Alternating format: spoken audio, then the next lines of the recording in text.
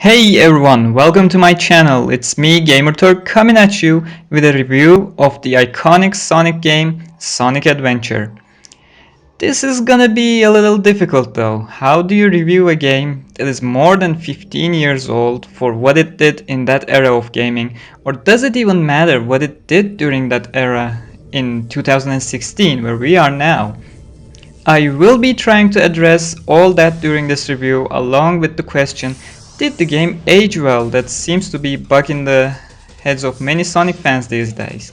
I know the game has many hardcore fans and hardcore enemies that like to mindlessly defend or attack the game, and before I begin, I'll tell you that I am neither. I find myself closer to the I enjoy Sonic Adventure category, but I also won't be shy on pointing out the flaws. I will be objective towards the game. If I go on and tell you about my opinion, I will make sure to give you my personal reasoning behind it, and I would also be excited to hear your opinions and your perspective. I will be objective and open to different opinions, and I think that's what every reviewer should do. Okay, enough talk. Now where do we begin? Let's start with the story as usual. I am not going to go too deep here and would like to stay on the technical side instead of reviewing the whole story to the point. But still be careful if you do not want any spoilers from the 18-year-old game. Very basically, what happens is Eggman destroys the Master Emerald, gains control of an ancient monster named Chaos, and wants to destroy Station Square and build Robotnik Land. Chaos gets more powerful each time he absorbs a Chaos Emerald. Sonic and Tails try to gather all the emeralds before Eggman, but Eggman always finds a way to one-up them and makes Chaos more powerful regardless. Meanwhile, Knuckles tries to recover the Master Emerald, Amy tries to gain respect of Sonic by guarding a bird from Eggman, Gamma pursues logic, friendship or family, whichever you want to call, and goes against Eggman, while Big tries to find his friend Froggy. What I like about Sonic Adventure is that they truly did their best to integrate each character to the game. No character is there for the sole purpose of being there, they all have a part to play. Even Big has a role since his friend Froggy has swallowed a Chaos Emerald and a part of Chaos and therefore has an effect on the story. This was also the first time the characters were given personalities, goals and development which made them more relatable to the audience. Though here comes an opinion. As someone who sees games as whole experiences instead of just games for fun, I really liked this addition. Getting to know the characters was great for me, seeing their reasons and ambitions made me connect with them and with the game. Of course, there are those of you who would say, why would I need to feel connected to a blue Anthro hedgehog? Or those of you who just want to have a fun and pure game. And you guys are right as well. Everyone has their preferences and I cannot argue with what you want or what you enjoy since there is no wrong opinion. All I can say is, if you like your games as immersive experiences, you might enjoy Sonic Adventure. If you like pure games and want to race from stage to stage, you will find yourself wanting to skip the cutscenes. Anyway, back to the story. As I mentioned, Sonic Adventure consists of a big story told to you by 6 different perspectives. You play as each character, Sonic, Tails, Knuckles, Amy, Gamma, and Big the Cat. Experience everything from their perspective as the puzzle pieces start connecting to reveal the whole plot. I really think this was a great idea to show people how big of an adventure the game truly is, and of course get to know the characters and how they perceive the world around them. Of course, having branched stories brought 2 major problems, one being a gameplay problem, the other being an overall design issue. And we are going to the technical issues created by the story now. Having 6 different characters created 4 distinctly different gameplay styles. The speedy Sonic platforming as Sonic, Tails and Amy, treasure hunting with Knuckles, more of a shooter platformer with Gamma, and the goddamn fishing simulator with Big the Cat.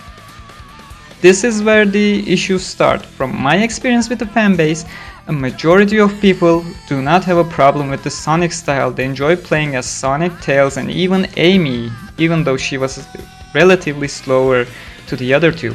It was the good old Sonic formula we love from the classics, brought quite nicely into the 3D world. It is a fast-paced platformer with a very open world feeling and freedom. The transition to 3D couldn't have been any smoother. Knuckles' part begins, and so do the slight complaints.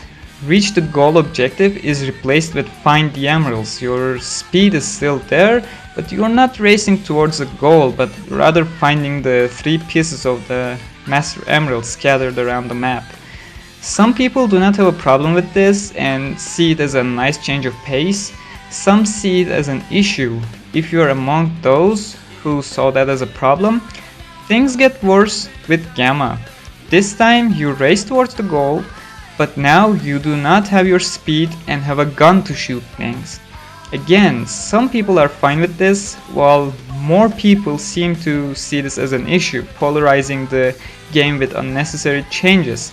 Up to this point, it was all about opinions, whether you like treasure hunting or shooting stuff. It was still a platforming game. Your own experience could have gone one way or another, depending if you like the different objectives or the different platforming style, but it was a platformer in the core, just with changed objectives and or physics. But this time, it's all about the facts. Big the Cat gameplay doesn't just change the objective, it doesn't just change the physics, it changed the gameplay philosophy.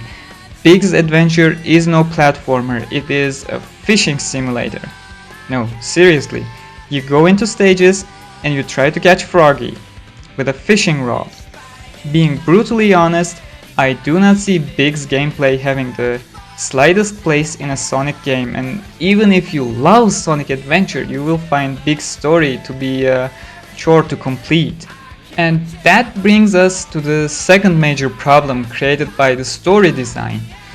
You need to complete all 6 story branches to be able to access the final story featuring Super Sonic, to be able to finish the whole game, which is a giant flaw in my opinion.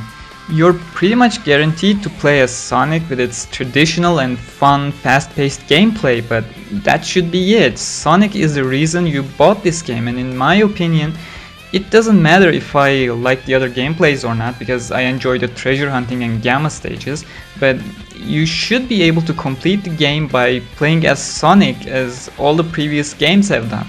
Every other story, including the very similar Tails gameplay, should have been an extra and optional. Forcing players to something that they might not enjoy should have been a no-go in my opinion.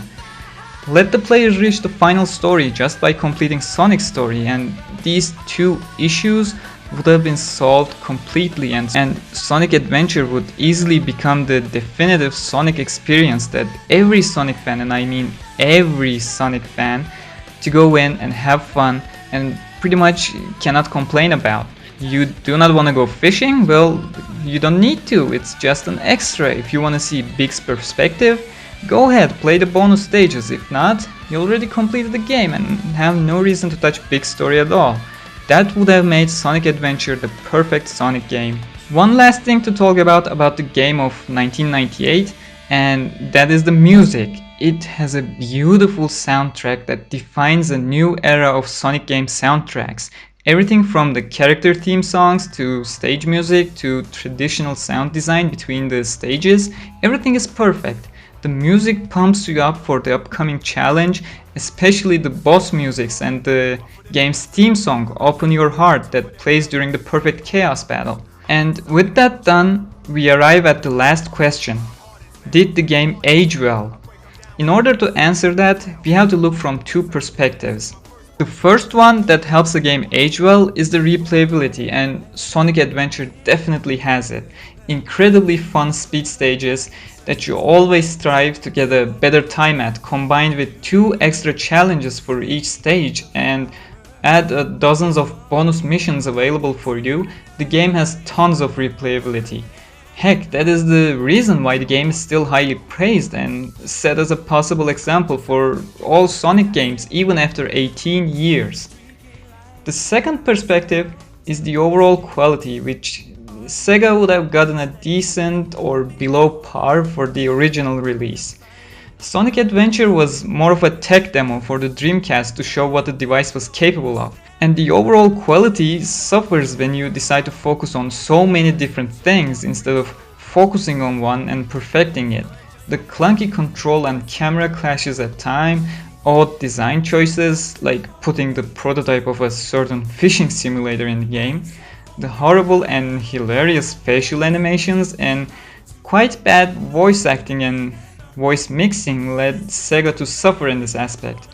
But if you want to show everything a device is capable of instead of the best it is capable of, this kind of stuff is bound to happen.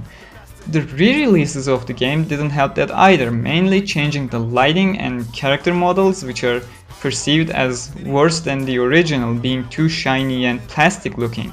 I am not even gonna talk about the horrible Steam release that, even with regular updates, has countless issues and unplayable in some cases. The game delivered me a black screen only for months on my Windows 8 and then on my Windows 10 laptop, and was only playable thanks to a fix created by a fan that I had to download. The HD re-release isn't even HD, it works with the 4:3 aspect ratio, so you have black bars on the side of the screen, unless you are using the said fix I mentioned earlier, which I used during my playthrough. Oh wow, this has been a lot longer than I intended it to be, so let's sum it up real short.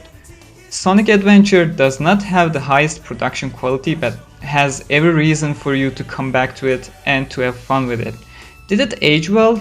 Probably not as well as it could have, but there's a reason that it is among the favorites of many gamers. Is it a good game? Heck yes. Questionable choices might hurt the game, but that doesn't change the fact that it is an iconic game, it is a fun game, a game that you should definitely give a chance and at least experience the Sonic gameplay. I can almost guarantee that you will have fun.